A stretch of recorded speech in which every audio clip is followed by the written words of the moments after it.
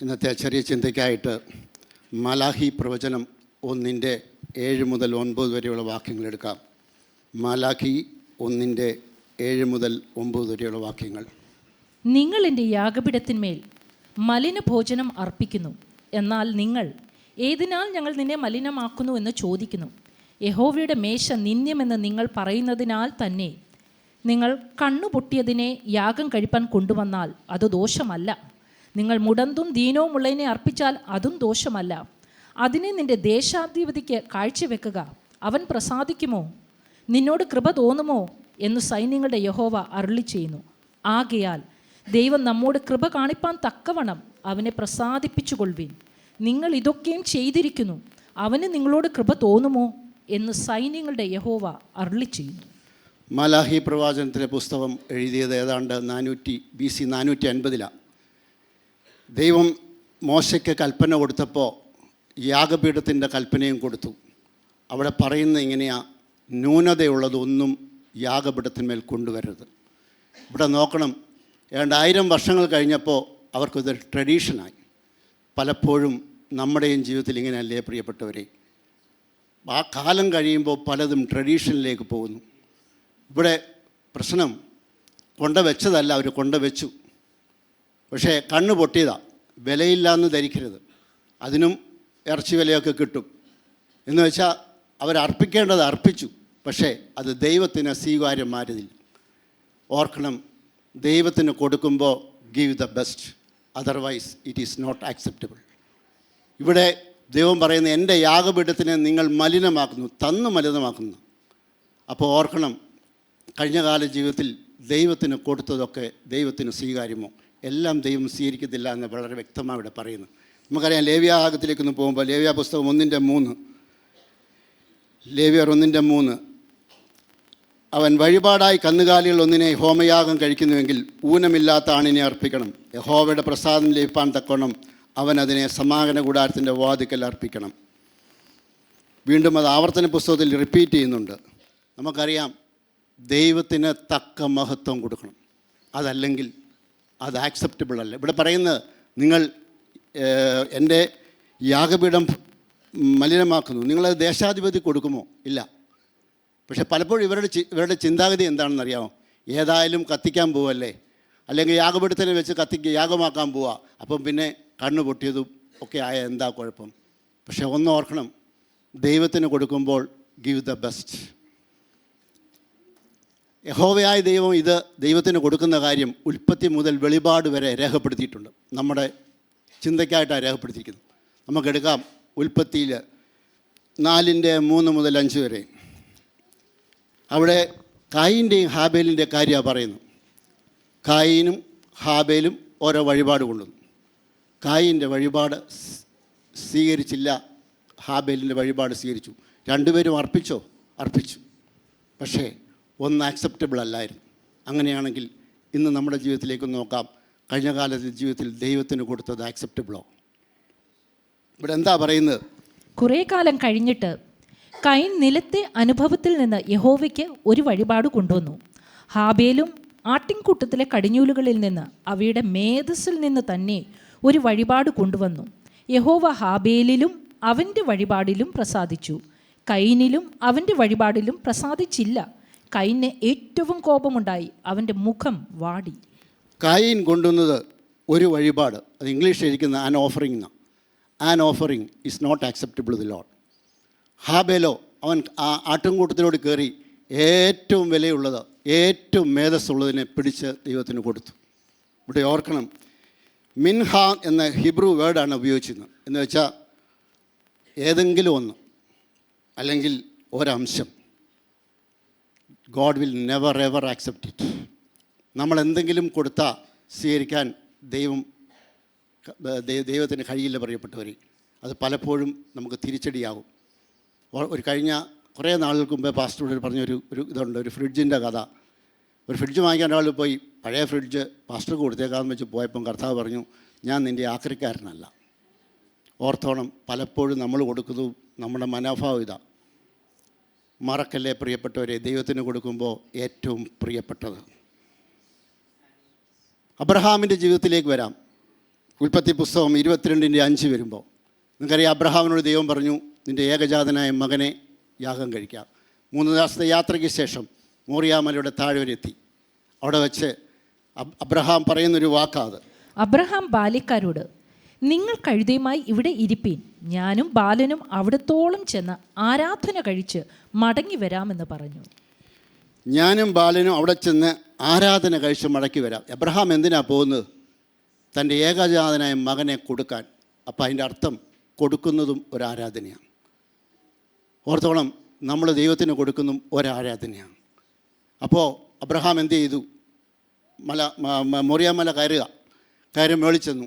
കൂട്ടത്തിൽ ഒരു വർഷിപ്പ് ടീമോ ഒന്നുമില്ല, ഇൻസ്ട്രുമെൻസോ ഒന്നുമില്ല. അവിടെ യാഗപീഠം പണിതു. യാഗപീഠത്തിൽ ഇസഹാക്കിനെ കിടത്തി. അബ്രഹാമിൻ്റെ വായിൽ നിന്ന് ഒരു വാക്കും വന്നില്ല. ആരാധന കഴിക്കാൻ പോവുക. പക്ഷേ അവിടെ നടന്നത് എന്താണെന്നറിയോ? അബ്രഹാം കൊടുത്തതാണ്. അവിടെ കൊടുക്കാൻ പോവുക. അതും ആരാധനയായി അവിടെ എഴുതി വെച്ചിരിക്കുന്നു പരിശുദ്ധാത്മാവ്. ആരാധന കഴിഞ്ഞപ്പോൾ സ്വർഗം തുറന്ന് ദൈവം സംസാരിക്കാൻ തുടങ്ങി. എന്താ അവിടെ ദൈവം പറയുന്നത്? 12-ാം വാക്യത്തിലേക്ക്, ഉൽപ്പത്തി 22:12. ബാലൻ്റെ മേൽ കൈവെക്കരുത്, അവനോടൊന്നും ചെയ്യരുത്. നിന്റെ ഏകജാതനായ മകനെ തരുവാൻ നീ മടിക്കായക കൊണ്ട് നീ ദൈവത്തെ ഭയപ്പെടുന്നു എന്ന് ഞാൻ ഇപ്പോൾ അറിയുന്നു എന്ന് അവൻ അരുളി ചെയ്തു. നിന്റെ ഏകജാതനായ മകനെ തരുവാൻ നീ മടിച്ചില്ല എന്ന് വെച്ചാൽ യഹോവയോടെ അടിവരയിട്ട് പറയുക, തരുന്നതും ഒരാരാധനയാണ്. 2, അവിടെ ദൈവം പറയുന്നത്, നീ എന്നെ ഭയപ്പെടുന്നു എന്ന് ഞാൻ ഇപ്പോൾ അറിയുന്നു. അവിടെ അബ്രഹാം ഒരു റെവറൻഷ്യൽ ഫിയറോടുകൂടിയാണ് പോകുന്നു. പലപ്പോഴും നമ്മുടെ കൈകൾ തുറക്കാത്തതിൻ്റെ കാര്യം എന്താ അറിയാമോ? ദൈവഭയം നമ്മളെ വിട്ടുമാറുമ്പോഴാണ്. ദൈവഭയം ഉണ്ടോ എന്ന് അറിയുന്നത് നമ്മൾ കൊടുക്കുന്നതിലേക്ക് നോക്കിയാൽ മതി. പ്രിയപ്പെട്ടവരെ, ദൈവത്തിന് വേണ്ടി കൊടുക്കുമ്പോൾ കൈ നീളാത്തതിൻ്റെ കാര്യം എന്താണെന്ന് അറിയാമോ? പലപ്പോഴും ദൈവഭയം നമ്മളെ വിട്ടുമാറുന്നു.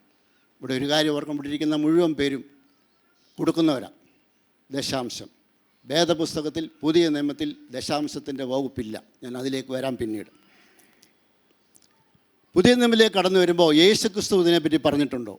ഉണ്ട്. മർക്കോസിൻ്റെ സുവിശേഷം 12:41 മുതൽ 44 വരെ. മാർക്ക് 12:41-44. പിന്നെ യേശു ശ്രീഭണ്ഡാരത്തിന് നേരെ ഇരിക്കുമ്പോൾ പുരുഷാരം ഭണ്ഡാരത്തിൽ പണം ഇടുന്നത് നോക്കിക്കൊണ്ടിരുന്നു. ധനവാന്മാർ പലരും വളരെ ഇട്ടു. ദരിദ്രയായ ഒരു വിധവ വന്ന് 1 പൈസയ്ക്ക് ശരിയായ 2 കാശിട്ടു. അപ്പോൾ അവൻ ശിഷ്യന്മാരെ അടുക്കൽ വിളിച്ച്, ഭണ്ഡാരത്തിലിട്ട എല്ലാവരെക്കാളും ഈ ദരിദ്രയായ വിധവ അധികം ഇട്ടിരിക്കുന്നു എന്ന് ഞാൻ സത്യമായിട്ട് നിങ്ങളോട് പറയുന്നു.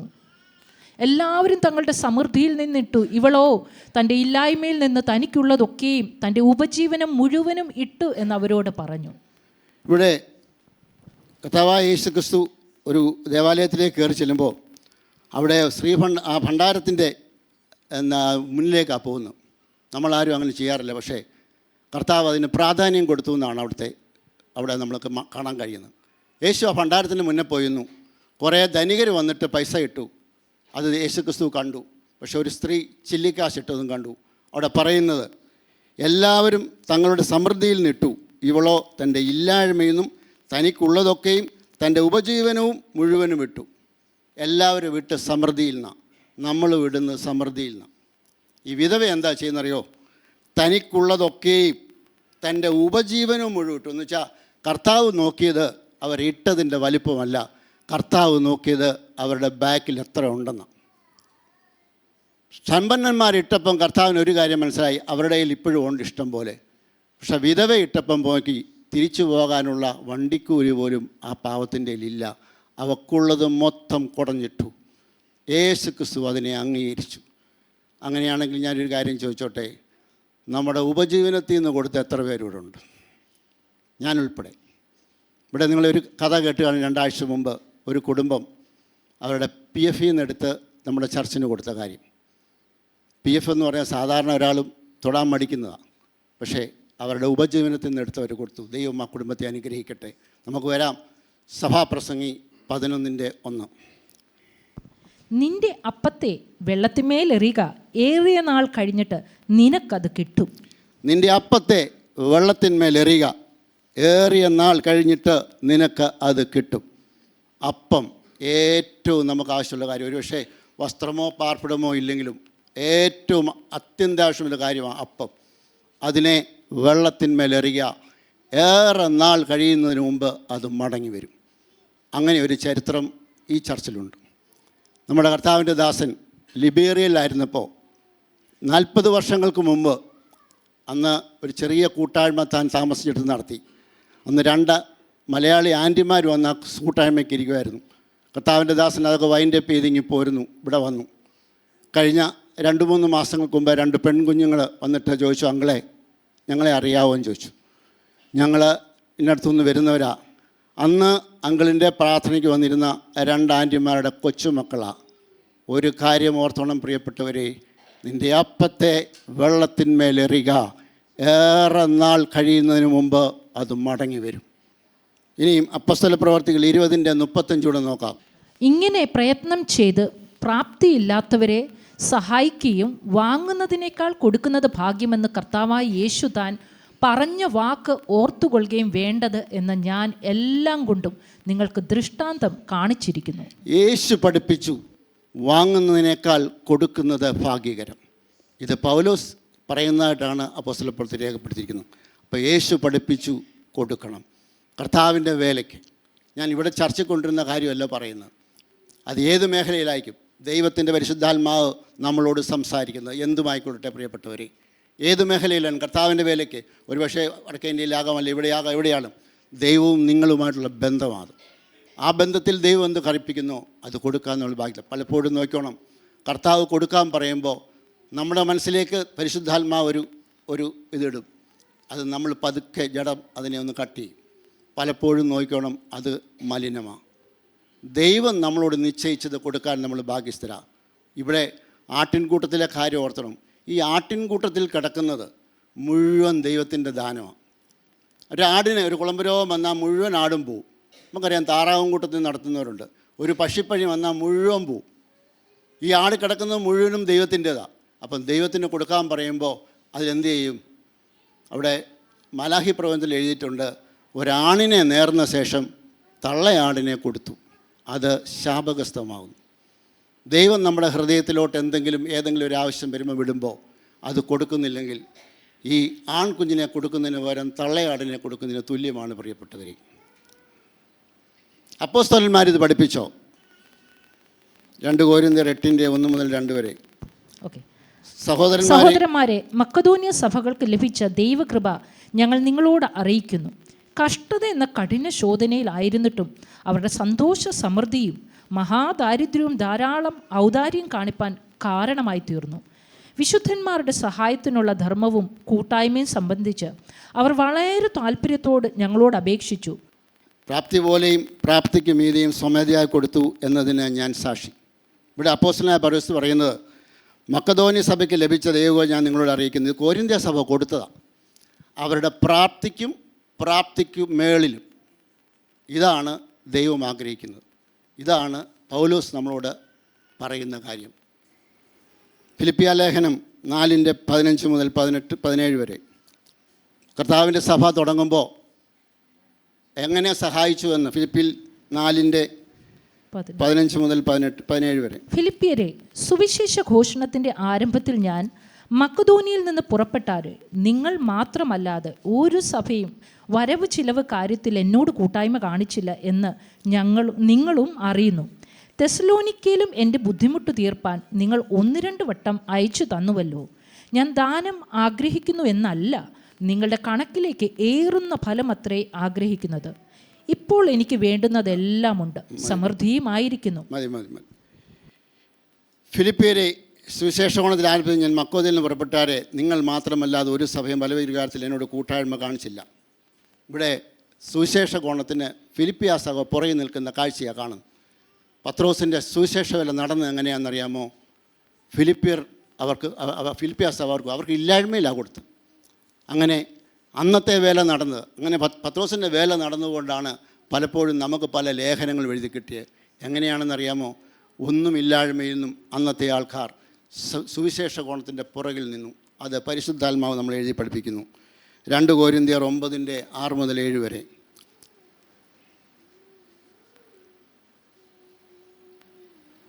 2 കൊരിന്ത്യർ 9.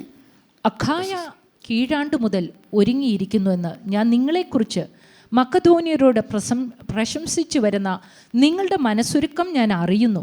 നിങ്ങളുടെ എരിവ് മിക്ക പേർക്കും ഉത്സാഹ കാരണമായി തീർന്നിരിക്കുന്നു. അല്ലല്ല. എന്നാൽ ലോഭമായി വിതയ്ക്കുന്നവൻ ലോഭമായി കൊയ്യും, ധാരാളമായി വിതയ്ക്കുന്നവൻ ധാരാളമായി കൊയ്യും എന്ന് ഓർത്തുകൊള്ളുവീൻ.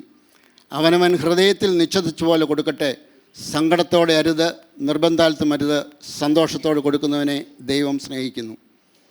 ലോഭമായി വിതയ്ക്കുന്നവൻ ലോഭമായി കൊയ്യും, ധാരാളമായി വിതയ്ക്കുന്നവൻ ധാരാളമായി കൊയ്യും എന്ന് ഓർത്തുകൊള്ളുവീൻ. അവനവൻ ഹൃദയത്തിൽ നിശ്ചയിച്ച പോലെ കൊടുക്കട്ടെ. ആര് ഹൃദയത്തിൽ നിശ്ചയിക്കും? ദൈവത്തിൻ്റെ പരിശുദ്ധാത്മാവും നമ്മുടെ ആത്മാവുമായിട്ടൊരു ബന്ധമുണ്ട്. ആ ബന്ധത്തിൽ കൊടുക്കുമ്പോൾ ദൈവം ഒരു ചിന്ത നമ്മുടെ മനസ്സിലേക്ക് വരും. പലപ്പോഴും നമ്മൾ അതാണോ ദൈവം കൊടുക്കുന്നത്? ചിന്തിച്ചു നോക്കിയ തിരോട്ട് സങ്കടത്തോടെ അരുത്, നിർബന്ധത്താലും അരുത്, സന്തോഷത്തോടെ കൊടുക്കുന്നവനെ ദൈവം അനുഗ്രഹിക്കും. സദൃശ്യവാക്യങ്ങൾ 3:27 മുതൽ 28 വരെ. നന്മ ചെയ്യുവാൻ നിനക്ക് പ്രാപ്തിയുള്ളപ്പോൾ അതിന് യോഗ്യന്മാരായിരിക്കുന്നവർക്ക് ചെയ്യാതിരിക്കരുത്. നിന്റെ കയ്യിലുള്ളപ്പോൾ കൂട്ടുകാരനോട് പോയി വരിക, നാളെ തരാമെന്ന് പറയരുത്. നന്മ ചെയ്യുവാൻ നിനക്ക് പ്രാപ്തിയുള്ളപ്പോൾ അതിന് യോഗ്യരായിരിക്കുന്നവർക്ക് ചെയ്യാതിരിക്കരുത്. പലപ്പോഴും നമ്മുടെ ജീവിതത്തിലേക്ക് പല ആവശ്യങ്ങളുമായിട്ട് പലരും വരും. പ്രിയപ്പെട്ടവർ, ഒരിക്കലും കർത്താവ് റിസോഴ്സസ് തരാതെ നമ്മുടെ അടുക്കലോട്ട് അയക്കത്തില്ല. കർത്താവ് ഫറവോനല്ല. ഫറവോന് ചെളിയും കൊടുക്കത്തില്ല, വൈക്കോലും കൊടുക്കത്തില്ല, പക്ഷേ ഇഷ്ടികയുടെ നമ്പർ കുറയ്ക്കും. അത് ഫറവോൻ്റെ പ്രമാണം. ദൈവത്തിൻ്റെ പ്രമാണം അതല്ല. പ്രിയപ്പെട്ടവരെ, അബ്രഹാമിനോട് ദൈവം പറഞ്ഞു, നിൻ്റെ ഏകജാതനായ മകനെ എനിക്ക് യാഗം കഴിക്കാം. പക്ഷെ അതിനു മുമ്പ് അബ്രഹാമിനോട് ദൈവം പറഞ്ഞു, ഇസഹാക്കിൽ നിന്നുള്ളവനാണ് നിൻ്റെ സന്തതി. അങ്ങനെ പറഞ്ഞ് ബലപ്പെടുത്തിയതിന് ശേഷമാണ് അബ്രഹാമിന് ദൈവം പറഞ്ഞത്, നിൻ്റെ ഏകജാതനായ മകനെ നീ ബലി കഴിക്കാനായിട്ട്. ദൈവം റിസോഴ്സുകളല്ലാതെ തരത്തില്ല. പലപ്പോഴും ഈ ചർച്ചിന് വെളിയിലുള്ള പലരും പല ആവശ്യങ്ങളായി നമ്മൾ വരുന്നത് എന്തുകൊണ്ടാണെന്നറിയാമോ? ദൈവം ഈ ചർച്ചിൽ അതിനുള്ള റിസോഴ്സസ് കൊടുത്തിട്ടുണ്ട്. പ്രിയപ്പെട്ടവർ, ഒരു ദേവദാസൻ ഇങ്ങനെ പറഞ്ഞു, ഇന്ത്യയിലെ സുവിശേഷ വേല ചെയ്യേണ്ടത് അമേരിക്കക്കാരും UK-ക്കാരും അല്ല, ഒരു കാലത്ത് ചെയ്ത് കാണുമായിരിക്കും. പക്ഷേ ഇന്ന് ക്രിസ്തീയ സഭയുടെ കയ്യിൽ അതിനുള്ള പണം ഞാൻ ഏൽപ്പിച്ചിട്ടുണ്ട്. ഓർക്കണം പ്രിയപ്പെട്ടവരെ, പലപ്പോഴും പലതും നമ്മുടെ കയ്യിൽ റിസോഴ്സ് ഇല്ലാതെ ദൈവം ഒരിക്കലും ആരെയും നമ്മുടെ അടുക്കലോട്ട് വരത്തില്ല. അപ്പോൾ ഇന്നില്ല നാളെ പോയി വാ എന്ന് പറയരുത് എന്ന് വചനം ദൈവം നമ്മളെ പഠിപ്പിക്കും. യാക്കോബിൻ്റെ ലേഖനം 4:17. നന്മ ചെയ്യുവാൻ അറിഞ്ഞിട്ടും ചെയ്യാത്തവൻ അത് പാപം തന്നെ. നന്മ ചെയ്യാൻ അറിഞ്ഞിട്ടും അത് ചെയ്യാത്തത് പാപം തന്നെ. പലപ്പോഴും നമ്മുടെ ജീവിതത്തിലോട്ട് തിരിഞ്ഞു നോക്കണം.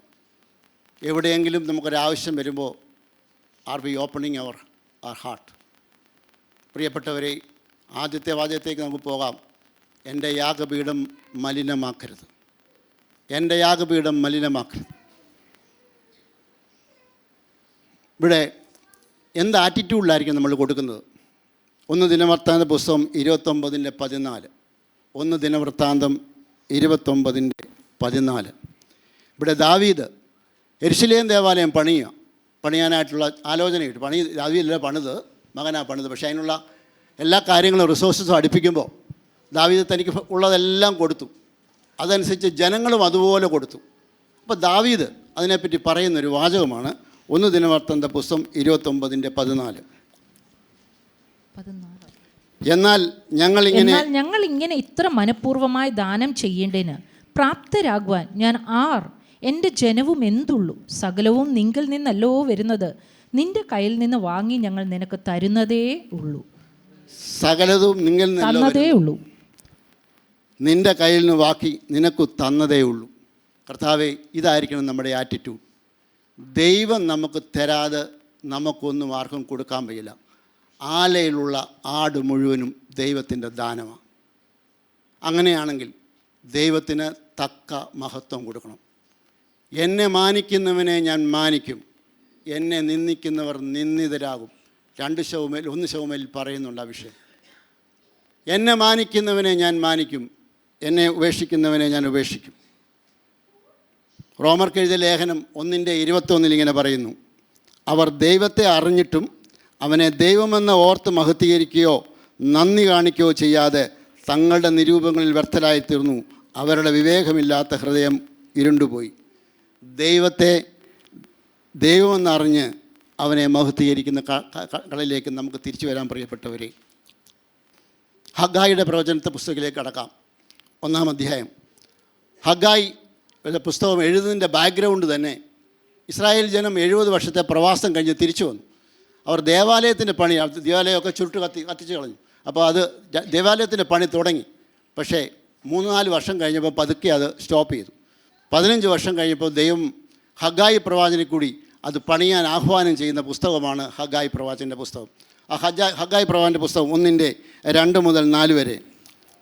സൈന്യങ്ങളുടെ യഹോവ ഇപ്രകാരം അരുളി ചെയ്യുന്നു: യഹോവയുടെ ആലയം പണിവാനുള്ള കാലം വന്നിട്ടില്ലെന്ന് ഈ ജനം പറയുന്നുവല്ലോ. ഹഗ്ഗായി പ്രവാചകൻ മുഖാന്തരം യഹോവയുടെ അരുളപ്പാടുണ്ടായത് എന്തെന്നാൽ, ഈ ആലയം ശൂന്യമായിരിക്കെ നിങ്ങൾക്ക് തട്ടിട്ട വീടുകളിൽ പാർപ്പാൻ കാലമായോ? എൻ്റെ ആലയം ശൂന്യമായി കിടക്കുന്നു. കർത്താവിൻ്റെ വേല, ആലയം എന്ന് പറയുന്ന ചർച്ച മാത്രമല്ല പ്രിയപ്പെട്ടവരെ, കർത്താവിൻ്റെ വേല ശൂന്യമായി കിടക്കുമ്പോൾ നിങ്ങൾക്ക് എങ്ങനെ തട്ടുള്ള പാർത്തിൽ കഴിയാൻ കഴിയും? വീണ്ടും 1-6 വരാം. നിങ്ങൾ വളരെ വിതച്ചിട്ടും അല്പമേ കൊണ്ടുവരുന്നുള്ളൂ. നിങ്ങൾ ഭക്ഷിച്ചിട്ടും പൂർത്തി വരുന്നില്ല. പാനം ചെയ്തിട്ടും തൃപ്തി വരുന്നില്ല. വസ്ത്രം ധരിച്ചിട്ടും ആർക്കും കുളിർ മാറുന്നില്ല. കൂലിക്കാരൻ ഓട്ടസഞ്ചിയിൽ ഇടുവാൻ കൂലി വാങ്ങുന്നു. നിങ്ങൾ വിതച്ചു പക്ഷെ കൊയ്യുന്നില്ല. നിങ്ങൾ ഭക്ഷിച്ചു പക്ഷെ പൂർത്തിയാകുന്നില്ല. പാനം ചെയ്തു തൃപ്തി വരുന്നില്ല. കൂലിക്കാരൻ ഓട്ടസഞ്ചിയിൽ ഇടുവാൻ കൂലി വാങ്ങുന്നു എന്ന് വെച്ചാൽ, ഓട്ടസഞ്ചിക്കകത്ത് പൈസ ഇട്ടാൽ എന്താ പ്രശ്നം? അത് ചോർന്നു പോകും. പലപ്പോഴും നമ്മുടെ ജീവിതത്തിൽ ചോർന്നു പോകുന്ന അനുഭവം ഉണ്ടെങ്കിൽ ഓർത്തോണം, കർത്താവിൻ്റെ വേലയ്ക്ക് കൊടുക്കാനുള്ളത് നമ്മുടെ കയ്യിലുണ്ട് പ്രിയപ്പെട്ടവരെ. വേദപുസ്തകം പഠിപ്പിക്കുന്ന ഓട്ടസഞ്ചിയിലാണോ നമ്മുടെ പൈസ ഇടുന്നത്? ഓട്ടസഞ്ചിയിലാണോ ഞാനും നീ കരുതുന്നതെന്ന് ഓർത്ത് കൊള്ളാം പ്രിയപ്പെട്ടവരെ. വീണ്ടും വരാം 10-ാം വാക്യം മുതൽ 11-ാം വാക്യം വരെ. അതുകൊണ്ട് നിങ്ങൾ നിമിത്തം ആകാശം മഞ്ഞു പെയ്യാതെ അടഞ്ഞിരിക്കുന്നു, ഭൂമി അനുഭവം തരുന്നതുമില്ല. ഞാൻ ദേശത്തിന്മേലും മലകളിന്മേലും ധാന്യത്തിന്മേലും വീഞ്ഞിന്മേലും എണ്ണയിന്മേലും നിലത്തെ വിളവിന്മേലും മനുഷ്യരുടെ മേലും മൃഗങ്ങളുടെ മേലും കൈകളുടെ സകല പ്രയത്നത്തിന്മേലും വറുതിയെ വിളിച്ചു വരുത്തിയിരിക്കുന്നു. ആകാശം മഞ്ഞു പെയ്യാതിരുന്നു, ഭൂമി അനുഭവം തന്നില്ല. ധാന്യവും വീണും എണ്ണയും മനുഷ്യരുടെ മേൽമുകളിന്മേലും സകല പ്രയത്നം ഞാൻ വറുതി വരുത്തിയിരിക്കുന്നു. ആരാ? യഹോവ വറുതി വരുത്തിയിരിക്കുന്നു. പലപ്പോഴും നമ്മൾ പറയുന്നത് എന്താ അറിയോ? പിശാച് ഭയങ്കര ബന്ധനമായി ഈ കാലങ്ങളിൽ. പിശാചിനെല്ലാം മഹത്വം. ദൈവം പറയുന്നു, ഞാൻ ആ വറുതി വരുത്തിയിരിക്കുന്നു. എന്തുകൊണ്ടാണെന്നറിയോ? എൻ്റെ ആലയം ശൂന്യമായി കിടക്കുന്നു. എൻ്റെ ആലയം ശൂന്യമായി കിടക്കുമ്പോൾ ഞാൻ തന്നെ വറുതി വരുത്തും. മലാഹി 3:10 വരാം. എൻ്റെ ആലയത്തിൽ ആഹാരമുണ്ടാകേണ്ടതിന് നിങ്ങൾ ദശാംശം മുഴുവനും ഭണ്ഡാരത്തിലേക്ക് കൊണ്ടുവരുവിൻ. ഞാൻ നിങ്ങൾക്ക് ആകാശത്തിൻ്റെ കിളിവാതിലുകളെ തുറന്ന് സ്ഥലം പോരാതെ വരുവോളം നിങ്ങളുടെ മേൽ അനുഗ്രഹം പകരുകയില്ലയോ എന്നിങ്ങനെ നിങ്ങൾ ഇതിനാൽ എന്നെ പരീക്ഷിപ്പിൻ എന്ന് സൈന്യങ്ങളുടെ യഹോവ അരുളി ചെയ്യുന്നു. ഇത് കോണ്ടസ്റ്റ് പഴയ നിയമത്തിലാണ്. എൻ്റെ ആലയത്തിൽ ആഹാരം ഉണ്ടാകേണ്ടതിന് ഇന്നും കർത്താവിൻ്റെ ആലയത്തിൽ അല്ലെങ്കിൽ കർത്താവിൻ്റെ വേലയുടെ പേരിൽ ആഹാരം ഉണ്ടാക്കേണ്ട ജോലി നമ്മുടേതാണ് പ്രിയപ്പെട്ടവരെ. എൻ്റെ ആലയത്തിൽ ആഹാരം ഉണ്ടാകുന്ന നിങ്ങൾ ദശാംശം മുഴുവൻ ഭണ്ഡാരത്തിൽ കൊണ്ടുവരും. ദശാംശം പഴയ നിയമത്തിലെ നിയമമാണ്. കാരണം അത് ന്യായപ്രമാണത്തിൻ്റെ നിയമം 10% കൊടുക്കണം. പുതിയ നിയമത്തിൽ റിലേഷൻഷിപ്പാണ്. പുതിയ നിയമത്തിൽ നിയമമില്ല. യേശു ക്രിസ്തുവിൻ്റെ വകയാണ് നമ്മൾ. യേശു ക്രിസ്തുവിനെ രക്ഷിതാവായും കർത്താവുമായി സ്വീകരിച്ചു. രക്ഷിതാവായി സ്വീകരിക്കാൻ എളുപ്പമാണ്, പക്ഷേ കർത്തൃത്വം കൊടുത്തിട്ടുണ്ടോ എന്ന് നോക്കണം പ്രിയപ്പെട്ട. ഇവിടെ ഒരു ക്വസ്റ്റ്യൻ മാർക്കാണ്. കഴിഞ്ഞകാല ജീവിതത്തിൽ കർത്താവാണോ നമ്മുടെ മേൽ കർത്തൃത്വം നടത്തിയത്? രക്ഷിക്കപ്പെടാനുള്ളതാണ്. യേശു ക്രിസ്തുവിനെ രക്ഷിതാവായും കർത്താവുമായി സ്വീകരിക്കാൻ രക്ഷിക്കപ്പെടുമെന്ന്. അങ്ങനെയാണെങ്കിൽ കർത്തൃത്വം കർത്താവിന് കൊടുത്തിട്ടുണ്ടോ? കർത്തൃത്വം കർത്താവിന് കൊടുത്തിട്ടുണ്ടെങ്കിൽ തീരുമാനം കർത്താവിൻ്റെതാണ്. അവിടെ 10% ഇല്ല, 20%. ഒരു ദൈവദാസൻ നമ്മുടെ സഭയിൽ വന്ന് പ്രസംഗിച്ചത് ഞാൻ കേട്ടിട്ടുണ്ട്. ഇപ്പോഴല്ല, 10-15 വർഷങ്ങൾക്ക് മുമ്പ്. അദ്ദേഹം കുറച്ച് പൈസ FD ഇട്ടിരുന്നു. അദ്ദേഹം അതിന് ഏകദേശം മെച്യൂരിറ്റി ആകാറാകുമ്പോൾ അദ്ദേഹം പല കാര്യങ്ങളുമായി കണക്ക് കൂട്ടിയിരിക്കുക.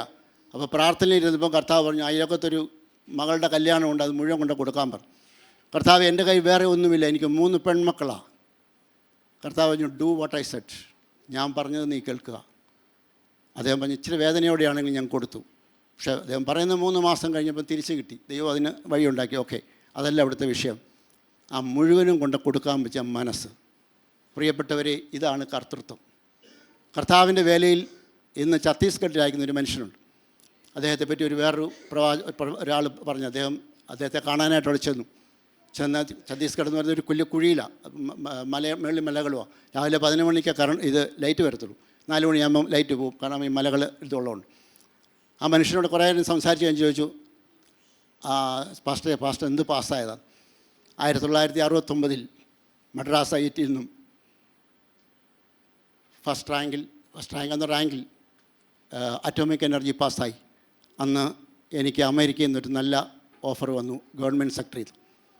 അത് കയ്യിരിക്കുമ്പോൾ കർത്താവ് പറഞ്ഞു എന്നോട് ഛത്തീസ്ഗഡിൽ പോകാൻ. ഞാനത് കളഞ്ഞേച്ച് ഛത്തീസ്ഗഡിൽ വന്നതാണ്. ആ മനുഷ്യൻ പറഞ്ഞു, എനിക്കൊന്നും പറയാൻ തോന്നിയില്ല. അദ്ദേഹം നല്ല വേലയിരിക്കുന്ന മനുഷ്യൻ. അപ്പോഴത്തേക്ക് ഒരു പയ്യൻ ഓടി വന്നിട്ട് ചോദിച്ചു, അങ്ങളെ പെട്ടെന്ന് വാ, എനിക്കൊരാൾക്ക് പ്രാർത്ഥിക്കണമെന്ന്.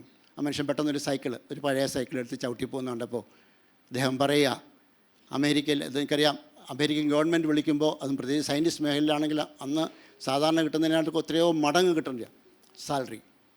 ആ മനുഷ്യൻ സൈക്കിൾ എടുത്ത് പോകുമ്പോൾ ഈ അമേരിക്കയിൽ കൂടി എത്രയോ വില കൂടിയ കാറ് നടക്കേണ്ടതാണ്.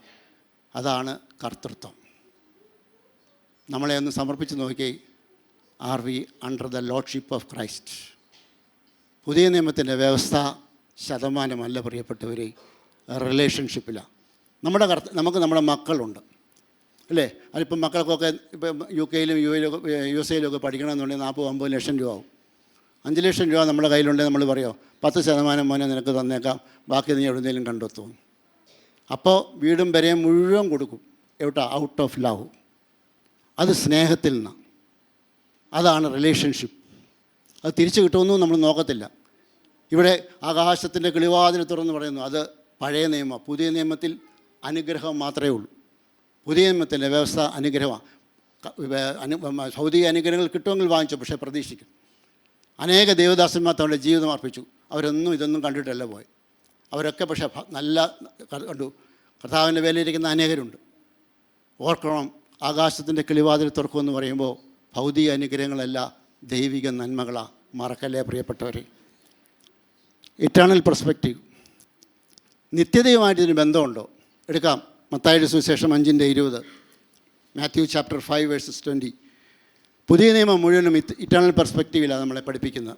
നിങ്ങളുടെ നീതി ശാസ്ത്രിമാരുടെയും പരീശന്മാരുടെയും നീതിയെ കവിയുന്നില്ലെങ്കിൽ നിങ്ങൾ സ്വർഗരാജ്യത്തിൽ കടക്കയില്ല എന്ന് ഞാൻ നിങ്ങളോട് പറയുന്നു. നിങ്ങളുടെ നീതി ശാസ്ത്രിമാരുടെയും പരീശന്മാരുടെയും നീതിയെ കവിയുന്നില്ലെങ്കിൽ നിങ്ങൾ സ്വർഗരാജ്യത്തിൽ കടക്കത്തില്ല. ഇത് യേശു പറഞ്ഞ വാക്കാണ്. എന്താ പരീശൻ്റെ നീതി? ഒത്തിരി കാര്യങ്ങളുണ്ട്. അതിലൊന്നാണ് ദശാംശം. പരീശൻ്റെ നീതിയെപ്പറ്റി ഞാനിത് എഴുതുമ്പോൾ 2 മാസങ്ങൾക്ക് മുമ്പ് ഈ സഭയിൽ പ്രസംഗിച്ചതാണ്. കർത്താവിൻ്റെ ദാസൻ പ്രസംഗിച്ചൊരു ഇത് ഓർമ്മയുണ്ടോയെന്ന് എനിക്കറിയില്ല. എൻ്റെ ഉടുപ്പ് കൊണ്ടുവന്നവന് ഉത്തരിയും കൂടെ കൊടുക്കണം, നിൻ്റെ വലത്തെ ചെകിടത്തേക്കിന് ഇടത്തെ ചെകിടം കാണിച്ചു കൊടുക്കണം, 1 മൈൽ നടക്കാൻ പറഞ്ഞവന് 2 മൈൽ നടക്കണം. ഇതിവിടെ പറഞ്ഞതാണ്. ഒരുപക്ഷെ ഇതാണെന്ന് പറഞ്ഞില്ലായിരിക്കും. മത്തായിയുടെ സുവിശേഷം 5-ലാണ് അതുള്ളത്. ഓർത്തോണം, 2 പ്രാവശ്യം ഈ സഭയോട് പറഞ്ഞു. ഇന്ന് ഈ സഭയ്ക്ക് കൊടുക്കുന്ന ദൂത് ഇതാ, നിങ്ങൾ പരീശൻ്റെ നീതിയെ കടക്കണം. ഇതിന് മാത്രമല്ല പ്രിയപ്പെട്ടവർ, ദശാംശത്തിൽ മാത്രമല്ല, ദൈവത്തിന് കൊടുക്കുന്ന കാര്യത്തിൽ മാത്രമല്ല, സഭയ്ക്ക് കൊടുക്കുന്ന ദൂത. 1 പ്രാവശ്യം യഹോവ അരുളി ചെയ്തു, 2 പ്രാവശ്യം ഞാൻ കേട്ടിരിക്കുന്നു. മർക്കോസിൻ്റെ സുവിശേഷം 10:29-30 വരെ. അവർ തന്നെത്താൻ നീതീകരിപ്പാൻ ഇച്ഛിച്ചിട്ട് യേശുവിനോട്, എൻ്റെ കൂട്ടുകാരൻ ആർ എന്ന് ചോദിച്ചതിന് യേശു ഉത്തരം പറഞ്ഞത്. മാർക്ക് 10:29-30. അതിന് യേശു, എൻ്റെ നിമിത്തം സുവിശേഷ നിമിത്തം വീടോ സഹോദരന്മാരെയോ സഹോദരിയോ അമ്മയോ അപ്പനെയോ മക്കളെയോ നിലങ്ങളെയോ വിട്ടാൽ ഈ ലോകത്ത് തന്നെ ഉപദ്രവങ്ങളോടുകൂടെ 100 മടങ്ങ് വീടുകളെയും സഹോദരന്മാരെയും സഹോദരികളെയും അമ്മമാരെയും മക്കളെയും നിലങ്ങളെയും വരുവാനിരിക്കുന്ന ലോകത്തിൽ നിത്യജീവനെയും പ്രാപിക്കാത്തവർ ആരുമില്ല എന്ന് ഞാൻ സത്യമായി നിങ്ങളോട് പറയുന്നു. എറ്റേണൽ ലൈഫ് അതിൻ്റെ ഒരു പാർട്ടാണ്. കാരണം എന്താണെന്നറിയോ? കർത്തൃത്വം കർത്താവിൻ്റെ കൈ കൊടുക്കുമ്പോൾ നമ്മൾ കൊടുക്കും പ്രിയപ്പെട്ടവർ. ഞാൻ ഈ ചർച്ച കൊണ്ടിരുന്ന കാര്യമല്ല പറയും നിങ്ങളോട്. തെറ്റിദ്ധരിക്കരുതേ. കർത്താവിൻ്റെ വേലയുടെ പിറവിൽ നിൽക്കാൻ നമുക്ക് കടമയുണ്ട് പ്രിയപ്പെട്ടവർ. അതെവിടെയാണ് ദൈവവേലയ്ക്ക് നമ്മളാരും കൊടുത്തില്ലെന്ന് വെച്ച് ശുശ്രൂഷ നിന്നു പോകുന്നു ധരിക്കല്ലേ. നമ്മളാരും കൊടുത്തില്ലെങ്കിലും കർത്താവിൻ്റെ വേല കർത്താവ് നടത്തും. അതിന് വലിയൊരു ഉദാഹരണമുണ്ട്. കർത്താവായ യേശുക്രിസ്തു തൻ ക്രൂശ് വഹിച്ചുകൊണ്ട് കാൽവറിയിലേക്ക് പോകുമ്പോൾ പല പ്രാവശ്യം വീണു. ശാരീരികമായ ക്ഷീണമുണ്ട്, തലേദിവസം ഉറപ്പുളവും ഒക്കെ ഉണ്ട്. പൂർണ്ണ മനുഷ്യനും പൂർണ്ണ ദൈവവുമായിട്ടാണ്. അപ്പം ആ വീണപ്പോൾ അവർ നോക്കി പുറകോട്ട്. 12 ശിഷ്യന്മാരിൽ ഒരാൾ പോയി, ബാക്കി 11 പേരിൻ്റെ കണ്ടില്ല. 5000 പേരെയും 4000 പേരെയും അപ്പം കൊടുത്തു നോക്കി, അവരെയും കിട്ടിയില്ല. 10000ങ്ങളെ സൗഖ്യം കൊടുത്തു, ഭൂതങ്ങളെ പുറത്താക്കി, ആരെയും കണ്ടില്ല. കുറച്ച് എബ്രായ സ്ത്രീകളുണ്ട്. അപ്പോൾ ഒരു കുറേനക്കാരനായ ശീമോനെ വിളിച്ചിട്ട് അവനോട് പറഞ്ഞ ക്രൂശ് ചുമക്കാൻ പറഞ്ഞു. ഞാനും നിങ്ങളും ക്രൂശ് ചുമന്നില്ലെങ്കിലും ഒരു കുറേനക്കാരനെ കണ്ടെത്തി കാൽവറിയിൽ എൻ്റെ കർത്താവിൻ്റെ ക്രൂശ് ചെല്ലും. പ്രിയപ്പെട്ടവരെ, മറക്കല്ലേ. ആ കുറവേനക്കാരന് കിട്ടിയ ഇതെന്ന് പറയാം. അത് മർക്കോസിന് സുവിശേഷം എഴുതുമ്പോൾ ഇങ്ങനെ എഴുതിക്കുന്നു: അലക്സാണ്ടറിൻ്റെയും റൂഫസിൻ്റെയും പിതാവായ ശിമോൻ. ശിഷ്യന്മാരുടെ മക്കളുടെ പേര് നമുക്കറിയത്തില്ല, പക്ഷേ കർത്താവിൻ്റെ ക്രൂശ് ചുമത്തവൻ്റെ പേര് ബൈബിളിൽ എഴുതി വെച്ചു. വീണ്ടും അപ്പോസ്തല പ്രവൃത്തി വരുമ്പം പൗലോസ് പറയുന്നുണ്ട്, ആ റൂഫസിൻ്റെ അമ്മ എൻ്റെയും അമ്മയാണ്. ആ ലെവലിലേക്ക് അവൾ വളർന്നു. ആരാന്നറിയാമോ? ഒരു കുറേനക്കാരൻ. ഞാനും നിങ്ങളും കർത്താവിൻ്റെ വേലയുടെ പുറകിൽ നിന്നില്ലെങ്കിലും, കർത്താവിൻ്റെ വേലയ്ക്ക് കൊടുത്തില്ലെങ്കിലും ദൈവം ഒരു കുറവനക്കാരെ കണ്ടിട്ടുണ്ട്. പ്രിയപ്പെട്ടവരെ, മറക്കല്ലേ. രണ്ടാമത്തേത്, ആദ്യത്തെ പാട്ടോടെ നിർത്തുക. രണ്ടാമത്തെ ടൈം, സമയം. Are we giving the best time to the Lord? നിങ്ങൾക്കറിയാം, ടി വിയിൽ ഏറ്റവും പ്രൈം ടൈം എന്ന് പറയുന്നത് വൈകിട്ട് 6:30 മുതൽ 10 മണി വരെയാണ്. ആ സമയത്ത് അഡ്വർടൈസ്മെൻറ്റിന് ഭയങ്കര ചിലവാണ്. 10 മണി കഴിഞ്ഞ് കഴിഞ്ഞാൽ പലരെയും ടി വി ഓഫ് ചെയ്തും പതുക്കെ കിടക്കാൻ തുടങ്ങും. അപ്പം നമുക്കറിയാം, വ്യൂവേഴ്സ് കുറവാണ്. നമ്മുടെ പ്രൈം ടൈം പോകുന്നത് എന്തിനാണ്? മൊബൈലൊന്ന് നോക്കണം. കൃത്യമായിട്ട് അവിടെ എഴുതിയിട്ടുണ്ട് എത്ര മണിക്കൂർ നമ്മളിന്ന് ഈ നെറ്റിൽ പോയെന്ന്. 10% കൊടുക്കുന്നവരല്ലേ ആണെങ്കിൽ 24 മണിക്കൂർ 10% എത്ര? 2.5 മണിക്കൂർ. പരീക്ഷൻ്റെ നീതി കിടക്കണം, അപ്പോൾ അതിൻ്റെ മേളിൽ പോവും. എത്ര മണിക്കൂർ ഫേസ്ബുക്കിൽ പോകുന്നു, എത്ര മണിക്കൂർ ഒന്ന് കർത്താവിൻ്റെ വേലയ്ക്ക് എത്ര നേരം ഇരിക്കുന്നു. മറിയ വന്നു, കാൽക്കലിരുന്നു. മാർത്ത വന്ന് കംപ്ലയിൻറ്റ് ചെയ്തു, ഇവൾ എൻ്റെ കൂടെ വന്ന് കിച്ചണിൽ കുക്ക് ചെയ്യുന്നില്ല. കർത്താവ് എന്താ പറഞ്ഞ്? അവൾ നല്ല അംശം തിരഞ്ഞെടുത്തു. പ്രിയപ്പെട്ടവരെ, കർത്താവിന് വിലയേറിയ സമയം കൊടുക്കും. പലപ്പോഴും പ്രാർത്ഥിക്കുന്ന എപ്പോഴാണെന്നറിയോ? ഉറക്കം വന്നിരുന്ന് കഴിയുമ്പോൾ പറയും, ആ ചെറിയ പാട്ട് എന്തെങ്കിലും ഉണ്ടെങ്കിൽ എടുത്താൽ മതി എന്ന് പറയും. പറയാറുണ്ടോ? ഞാൻ പറഞ്ഞിട്ടുണ്ട്. പലപ്പോഴും കർത്താവിന് കൊടുക്കാൻ നേരത്ത് പ്രൈം ടൈം ഇല്ല. ദൈവം നോക്കിയിരിക്കുക എപ്പം വേണേലും. നമ്മളെപ്പം വരുമെന്നും വേണം. നമ്മൾ ദൈവത്തെ വെയിറ്റിംഗ് പീരീഡിലാക്കിയിരിക്കുക. നമ്മൾ പലപ്പോഴും ദൈവത്തിന് കൊടുക്കുന്ന ലെഷർ ടൈം അല്ലെങ്കിൽ ലെഫ്റ്റ് ഓവർ ടൈം ആണോ? ദൈവത്തിന് കൊടുക്കേണ്ടത് ഏറ്റവും പ്രിയപ്പെട്ട സമയം. ഒരു സ്ത്രീയുടെ കഥയുണ്ട്. ഇംഗ്ലണ്ടിലായിരുന്നു. 19 മക്കൾ. 2 മക്കളെ വളർത്താനുള്ള ബുദ്ധിമുട്ട് നമുക്കറിയാം. 19 മക്കൾ, 9 മക്കൾ മരിച്ചു ചെറുപ്പത്തിൽ തന്നെ. 2 പ്രാവശ്യം വീട് കത്തിപ്പോയി.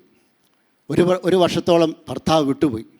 പക്ഷെ അവൾ നിത്യമായിട്ട് കൺസിസ്റ്റൻ്റായിട്ട് പ്രാർത്ഥന പ്രാർത്ഥിച്ചു. എൻ്റെ ആൺമക്കളിൽ ഒരു കുഞ്ഞിനെയെങ്കിലും കർത്താവിൻ്റെ വേലയ്ക്ക് കൊടുക്കണം, കർത്താവ് എന്നീനെ എടുക്കണം. അവൾ രാവിലോട്ട് പായിട്ട് പ്രാർത്ഥിച്ചൊന്നുമില്ല. അവൾ ജോലി ചെയ്തുകൊണ്ടിരുന്നപ്പോഴൊക്കെ ഈ പ്രാർത്ഥന കൺസിസ്റ്റൻ്റായിട്ട് പ്രാർത്ഥിച്ചു. അവൾ അരിയിട്ടവൻ പ്രാർത്ഥിച്ചു, ചപ്പാത്തി ഉണ്ടാക്കാൻ പ്രാർത്ഥിച്ചു, വെജിറ്റബിൾ കട്ട് ചെയ്യുന്ന പ്രാർത്ഥിച്ചു, വീട് മുറ്റം അടിച്ചുകൊണ്ടിരുന്നവൻ പ്രാർത്ഥിച്ചു. അങ്ങനെ അവൾ കൺസിസ്റ്റൻ്റായിട്ട് പ്രാർത്ഥിച്ചു. സ്വർഗം ആ പ്രാർത്ഥന അംഗീകരിച്ചു. 2 മക്കളെയും കയ്യിലെടുത്തേച്ച് ഇംഗ്ലണ്ടിനെ കീഴ്മേൽ മറിച്ചു. അവരുടെ പേരാണ് John Wesley and Charles Wesley. ആ അമ്മയുടെ പേര് സൂസന്ന വെസ്ലി. സൂസന്ന വെസ്ലി ഒരിക്കൽ പോലും പുൾപിറ്റിൽ കയറിയിട്ടില്ല. അവൾ വലിയ ശുശ്രൂഷയൊന്നും ചെയ്തില്ല. പക്ഷേ മെത്തഡിസ്റ്റ് സഭയുടെ ഇതായിട്ട് അറിയുന്നത് സൂസന്ന വെസ്ലിയാണ്. ഓർത്തോളം, സ്വർഗം മാനിച്ചൊരു മകളെ ചോദിക്കുന്നതിലും നനയ്ക്കുന്നതിലും അത്യന്തം പരമായി അംഗീകരിക്കാൻ എൻ്റെ ദൈവം വിശ്വസ്തനാണ്. ആ മകളുടെ കൊച്ചു പ്രാർത്ഥന ഇംഗ്ലണ്ടിനെ കീഴ്മേൽ മറിച്ചു. ചോദിച്ചോട്ടെ, ഇന്ന് ഇന്ത്യക്ക് എന്താ ആവശ്യം? കേരളത്തിന് എന്താ ആവശ്യം? തിരുവനന്തപുരം പട്ടണത്തിന് എന്താ ആവശ്യം എന്നറിയാമോ? ഒരു കൊച്ചു സൂസന്ന വെസ്ലിയെ.